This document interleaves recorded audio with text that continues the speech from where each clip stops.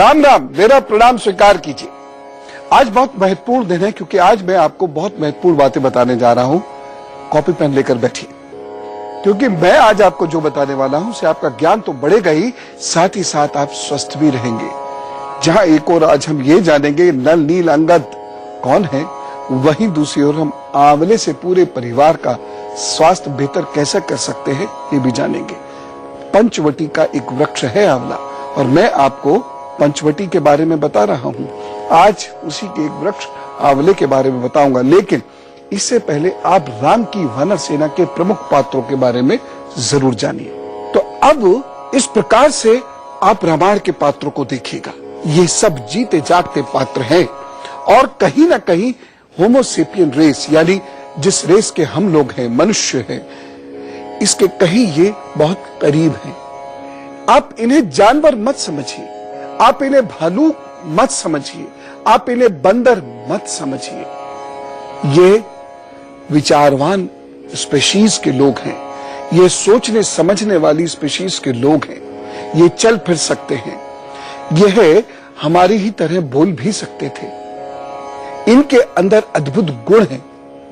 हां, अपनी भौगोलिक परिस्थितियों की वजह से यह दिखते थोड़े से अलग हैं, लेकिन आप इनके नाम से आज की प्रजाति भालू को या रीछ को जोड़कर नहीं देखेंगे आज के बाद।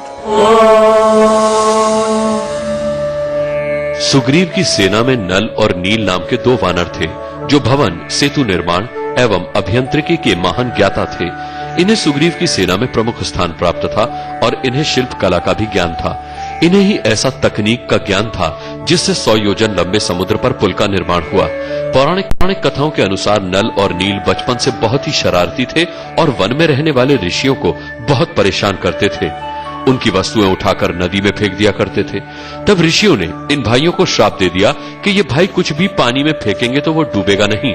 इसी कारण सेतु निर्माण सुलभ हो सका। जामवंत को भी सुग्रीव की सेना में बहुत सम्मानित स्थान प्राप्त था। सुग्रीव की सेना के सबसे वयोवृद्ध सदस्य थे। इनमें अपार बल था और इन्हें प्राण रक्षक और आयुर्वेदिक औषधियों का बहुत ही उच्च कोटि का ज्ञान प्राप्त था। अपनी युवावस्था में इन्होंने संपूर्ण पृथ्वी की 21 बार परिक्रमा की थी। अंगद किष्किंधा का युवराज था। ये बल में अपने पिता बाली के समान था और साथ ही ये बहुत ही बुद्धिमान और कूटनीतिक राजनयिक था। ये वानर सेना का सबसे युवा सदस्य था। अब बात करते हैं हनुमान जी की। हनुमान जी सुमेरु पर्वत के वानराज केसरी और माता अंजना के पुत्र हैं। माता अंजना अत्यंत तेजस्वी हैं और वे बहुत धर्मात्मा स्त्री थी। उन्हें योग विद्या में निपुणता प्राप्त थी। योग साधना से उन्होंने वायु की सिद्धि प्राप्त कर रखी थी। इस कारण वायु की शक्तियां उनमें विद्यमान हैं और वह चाहती हैं कि उनका पुत्र भी अत्यंत तेजस्वी, शक्तिमान, अजय, गतिमान हो। इसके लिए उन्होंने भगवान शिव और पवन देव की बहुत दिनों तक आराधना की, सिद्धि प्राप्त की। जिस स्थान पर उन्होंने भगवान शिव की साधना की, उस स्थान को अंजनाद्री कहा जाता है। वायु देव जी की सिद्धि की वजह से पुत्र की प्राप्ति हुई, इसलिए श्री हनुमान जी को वायु पुत्र कहा जाता है। यह सिद्धि की वजह से कहा जाता है। वायु नाम के कोई पुरुष नहीं है। आप भी पंच तत्वों की सिद्धि कर सकते हैं। वस्तुतः हमारी ये जो 5 उंगलियां, पंचुंगलियां होती हैं, ये प्रत्येक उंगली किसी ना किसी तत्व को दिखाती है और उसी तत्व के आप शरीर में कुछ विलक्षण गुण उत्पन्न कर सकते हैं। उसी को हम सिद्धि कहते हैं और इसका सीधा प्रभाव आपकी संतान पर पड़ता है। थोड़ा सा इंतजार कीजिएगा, मैं कुछ दिनों बाद ये आपको बताने वाला हूं कि किस प्रकार से एक उच्च संतान को गर्भ में धारण किया जा सकता है और किस प्रकार से उस संतान को गर्भ में ही बहुत उच्च कोटि का अथवा विलक्षण बनाया जा सकता है। ऐसे सूत्र हैं।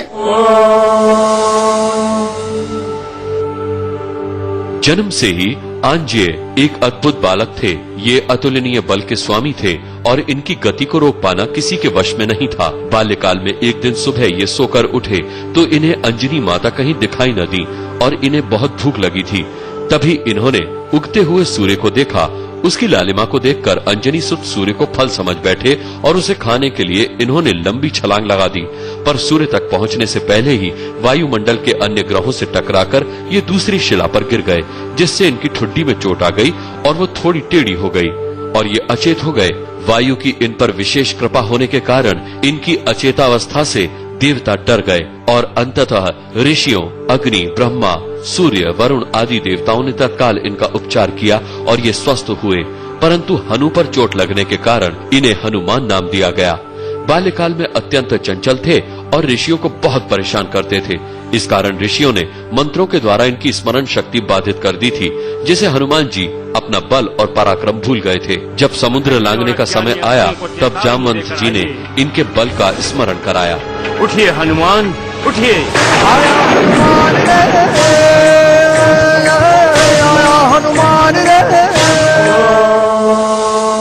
ऐसा कोई भी काम नहीं है जो श्री हनुमान जी की साधना से पूरा ना हो सके।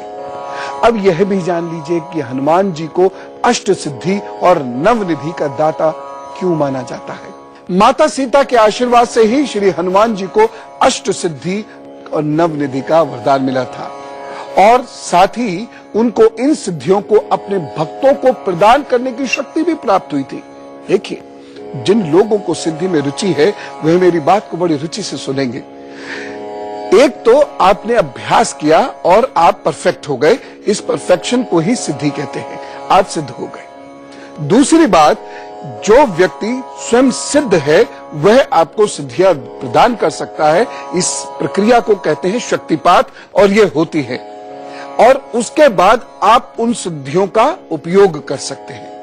और तीसरी बात कि आप पर वह सिद्धियां आई, चाहे आपके तपस्या के कारण, चाहे किसी के शक्तिपात के कारण, वह आप पर सिद्धियां आई और अब आप वह सिद्धियों को किसी अन्य व्यक्ति को दे सकते हैं। ये और उच्च कोटि के ज्ञान की वजह से और अभ्यास की वजह से संभव हो पाता है। अणिमा सिद्धि का अर्थ है सूक्ष्मता को प्राप्त करना। इस सिद्धि को प्राप्त करने वाला सूक्ष्म से सूक्ष्म रूप को प्राप्त कर लेता है। महिमा सिद्धि को हासिल कर लेने के उपरांत व्यक्ति अपने शरीर को जितना चाहे बड़ा कर सकता है। हनुमान जी को अणिमा और महिमा दोनों सिद्धि प्राप्त थी। तीसरी सिद्धि लदिमा है। इस सिद्धि को प्राप्त कर लेने के उपरांत शरीर को इतना हल्का किया जा सकता है कि हम वायु में उड़ सकें, या कहें कि इस सिद्धि को प्राप्त कर लेने वाला व्यक्ति वायु के समान हल्का हो जाता है। ऐसे अनेक योगियों का उल्लेख हमारे शास्त्रों में मिलता है और अनेक रूसी और अंग्रेज विद्वानों ने ऐसी घटनाओं का उल्लेख भी किया है, जैसे लुइस जैकोलियट, जेन, इनेसा किंग, जेलेस्की, बोनोवेस्टी, डब्ल्यू सोमरसेट आदि विद्वानों की किताबों में ऐसे अनेक साक्ष्य हैं। खैर, इस साधना में इडा, पिंगला तथा सुषुम्ना इन तीनों नाड़ियों को साधना पड़ता है। जो लोग सुषुम्ना को जागृत कर पाते हैं वो वैसे ही सिद्धि प्राप्त कर लेते हैं। गरिमा सिद्धि को प्राप्त करने वाला व्यक्ति अपना गुरुत्वाकर्षण इतना बढ़ा सकता है कि कोई उसे हिला भी न सके, और वो भी केवल हवा को अंदर लेकर। प्राप्ति सिद्धि को पा लेने वाला सिद्ध काल के परे जाकर देख सकता है। उस पर अलौकिक शक्तियां भी आ जाती हैं। वो किसी के दिमाग को पढ़ सकता है, उससे बात कर सकता है, यानी उसे टेलीपैथी आ जाती है। वो दूर बैठकर भी अपनी चीजें मंगा सकता है, बीमारियों को ठीक कर सकता है तथा पशु पक्षियों से भी बात कर सकता है। प्राकम्य सिद्धि को प्राप्त करने के उपरांत एक बार में योगी इतनी सांस भर सकता है कि वो कई घंटों, दिनों तथा महीनों तक मिट्टी के नीचे अथवा पानी के नीचे रह सकता है। इस सिद्धि का सिद्ध साधक परकाया तथा पर मस्तिष्क में प्रविष्टि हो सकती है। प्राकम्य प्राप्ति के उपरांत शरीर, मन की उम्र रुक जाती है। जो योगी या व्यक्ति वशित्व सिद्धि को प्राप्त कर लेते हैं उसे दुनिया में कोई प्रभावित नहीं कर सकता, परंतु वो पेड़ पौधों, पशु पक्षियों और मनुष्यों को वशीभूत कर सकता है। उसके मस्तिष्क तथा व्यवहार को बदल सकता है। ईशित्व सिद्धि के उपरांत साधक स्वयं ईश्वर स्वरूप हो जाता है। उसे इच्छा मृत्यु प्राप्त हो जाती है। वो मृत व्यक्ति को जीवन दे सकता है तथा संतान प्राप्ति करा सकता है। ऐसे व्यक्ति के छूने मात्र से ही रोग भाग जाते हैं। आपने अष्ट सिद्धियों के बारे में अब जान लिया। अब जानते हैं कि नव निधियां कौन सी हैं। परकाया प्रवेश मुक्त व्यक्ति तक की काया में प्रवेश, किसी भी काया में प्रवेश। हांडी विद्या, न भूख लगे न प्यास। काड़ी विद्या, त्रितिक्षा प्राप्त हो जाती है, यानी किसी मौसम का कोई असर नहीं होता। वायुगमन, वायु मार्ग से एक स्थान से दूसरे स्थान तक जाना। मदालस विद्या, इसमें शरीर को छोटा या बड़ा किया जा सकता है। कनकधारा सिद्धि, इस सिद्धि की प्राप्ति के उपरांत धन की कमी कभी नहीं रहती। प्राज्ञ विज्ञान, बांझ स्त्री को भी संतान प्राप्ति होना। सूर्य विज्ञान, इस सिद्धि में साधक सूर्य से ऊर्जा ग्रहण करता है। मृत संजीवनी विद्या, वर्तमान युग में आदि शंकराचार्य एवं गुरु गोरखनाथ इसके बहुत बड़े ज्ञाता थे। क्या मृत्यु के उपरांत जीवन है? अब यहाँ पर एक प्रश्न हम सबके मन में उठ रहा होगा, ये अष्ट सिद्धियां और नव निधियां तो वैज्ञानिक प्रक्रियाएं हैं, तो ये पढ़ने तथा करने की क्रियाएं हैं, फिर हनुमान जी की सिद्धि क्या है? देखिए, प्रक्रियाएं तो यही होती हैं जिन्हें अष्ट सिद्धि और नवनिधि के नाम से जाना जाता है। परंतु जो साधक ईश्वर की तपस्या में रत रहता है और जिसके अवचेतन मन में हर समय अपने ईश्वर का नाम रहता है, वह धीरे धीरे ईश्वर को प्राप्त कर लेता है, यानी ईश्वर के विलक्षण गुणों को प्राप्त कर लेता है, उस स्पंदन को प्राप्त कर लेता है, उस ध्वनि को प्राप्त कर लेता है। और ये हमें स्पष्ट होना चाहिए कि सिद्धियां निधियां प्राप्त करके ईश्वर को प्राप्त नहीं किया जा सकता, परंतु ईश्वर को प्राप्त करके ये सिद्धियां निधियां स्वयं में आ जाती है। और अब समय है जीवन उपयोगी बात का। मैं आपको पंचवटी के वृक्षों की बात आजकल बता रहा हूं। इसी कड़ी में आज मैं आपको आंवले की बात बताता हूं। मैं आपको बताता हूं कि कैसे आंवले के फल और बीजों के प्रयोग से जीवन को हम निरोग रख सकते हैं। आंवले का वृक्ष संपूर्ण भारत में पाया जाता है। यह मध्यम कद का वृक्ष होता है। इसके पत्ते छोटे होते हैं, दिखने में इमली के पत्तों के समान ही होते हैं। इसके जो पुष्प होते हैं वो बादामी पीले रंग के होते हैं और फल इसका होता है गोल, चमकदार, हरा हरा। जब कच्चा होता है तो हरा होता है, जब वह पीला होने लगता है तो समझिए पकने लगा। इसके पुष्पन का समय जो है वह मार्च से मई के बीच में होता है और इसका जो फल होता है वह जाड़ों में पकता है। आंवले का वृक्ष घर में लगाया जा सकता है। बहुत सारे लोग पूछते हैं, लगाया जा सकता है, बल्कि लगाना चाहिए। आंवले का वैज्ञानिक नाम एम्ब्लिका ऑफेंसिलिस है। इसका कुल यूरोफोबिशियस है। इसका फल वसा, रेशा, कार्बोहाइड्रेट, विटामिन सी, प्रोटीन से युक्त होता है। इसके बीज में लिनोलिक अम्ल व ऑलिक अम्ल पाए जाते हैं। इसका प्रयोग रक्तस्राव, मधुमेह, मूर्छा, अतिसार एवं बालों की वृद्धि व चमक बढ़ाने के लिए किया जाता है। पीलिया में आंवले को शहद के साथ चटनी बनाकर सुबह शाम सेवन करने से लाभ मिलता है। शुगर की समस्या से मुक्ति के लिए आंवले का चूर्ण को हल्दी के साथ समान मात्रा में मिलाकर सेवन करने से लाभ होता है। हिचकी तथा उल्टी में आंवले के रस का मिश्री के साथ दिन में 2-3 बार सेवन करना चाहिए। आंवला, रीठा, शिकाकाई के चूर्ण से बाल धोने पर बाल स्वस्थ व चमकदार होते हैं। आंवले के उपयोग से च्यवनप्राश, त्रिफला आदि बनाए जाते हैं। आंवले का मुरब्बा शक्तिदायक व शीतलता प्रदान करने वाला होता है। सुबह उठकर गाय के दूध के साथ 2 आंवले के मुरब्बे खाने से स्मरण शक्ति बढ़ती है। जिन बच्चों को बोलने में परेशानी होती है, आंवले के पेड़ की जड़ उन बच्चों के गले में हरे धागे में बांधकर पहनानी चाहिए। आंवले की पत्तियों को जल में डालकर स्नान करने से घबराहट, बेचैनी, हाइपर होने की पीड़ा समाप्त होती है। शास्त्रों के अनुसार आंवले के 5 वृक्ष लगाने वाले व्यक्ति को अनेक यज्ञों का फल प्राप्त होता है। संतान के हित में नवमी को आंवले के वृक्ष की पूजा करनी चाहिए। नजर की कमजोरी दूर करने के लिए 1 गिलास पानी लीजिए, उसमें 6 ग्राम सूखे आंवले को रात में भिगोकर खुली हवा में कपड़ा बांधकर मिट्टी के बर्तन में रख दीजिए। सुबह उसे छानकर आंखों पर उसकी छींटे ऐसे ऐसे करके मारिए। यदि आप ऐसे में करीबन 2-3 महीने तक करते हैं तो निश्चित रूप से आपकी आंखों के दोष दूर होने लगेंगे। बच्चों को, जिन छोटे बच्चों को जो चश्मा लग गया है, उनके लिए ये उपाय बहुत ही श्रेयकर है। उनका चश्मा उतर भी सकता है इससे।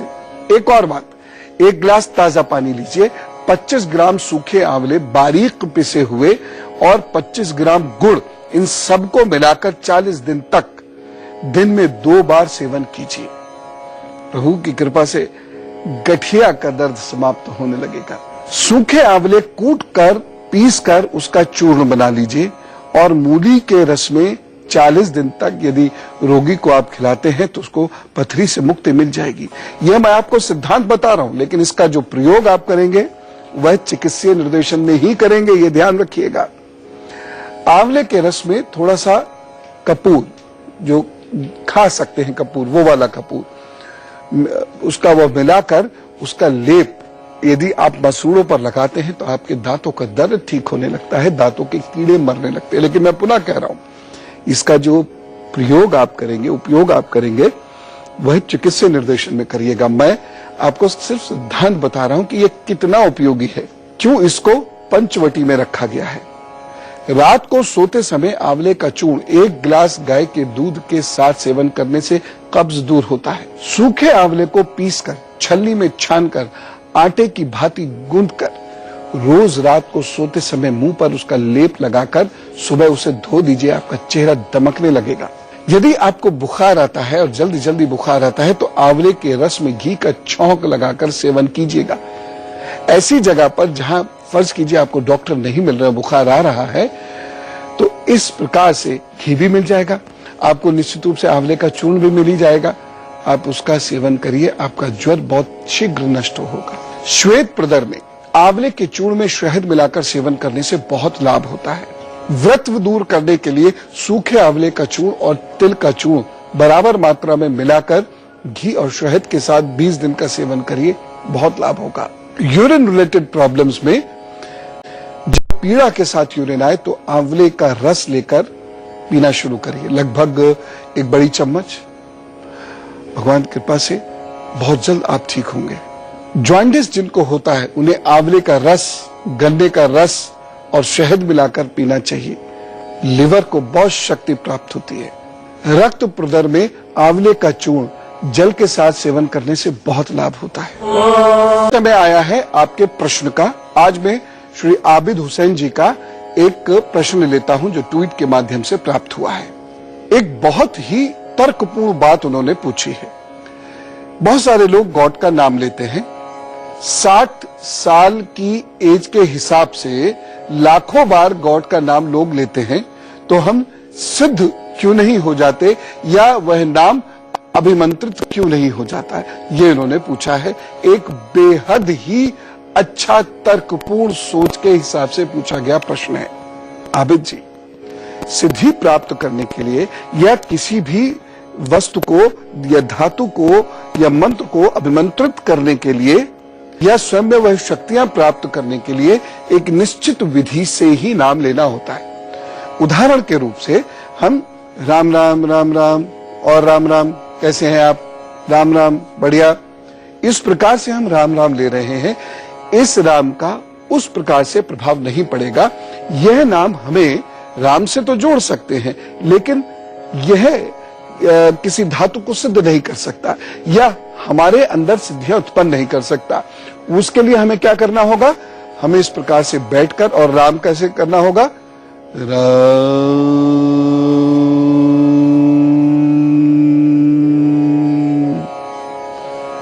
यानी इस प्रकार से जब नाद स्वर उत्पन्न करेंगे या अनाहत स्वर उत्पन्न करेंगे, तब जाकर हमारे वह चक्र ऊर्जा का स्राव करते हैं, ऊर्जा उत्पन्न करते हैं, जिससे हम बेहिसाब विलक्षणता यानी कह सकते हैं सिद्धियां प्राप्त करते हैं। तो आप ये सब समझ गए होंगे कि सामान्य रूप से बात करना या नाम ले लेने से कुछ नहीं होता, हमें विशिष्ट रूप से कोई नाम लेना होता है, किसी मंत्र का जप करना होता है, तब जाकर हमें सिद्धियां प्राप्त होती हैं अथवा वह अभिमंत्रित कर पाने लायक स्थिति प्राप्त होती है।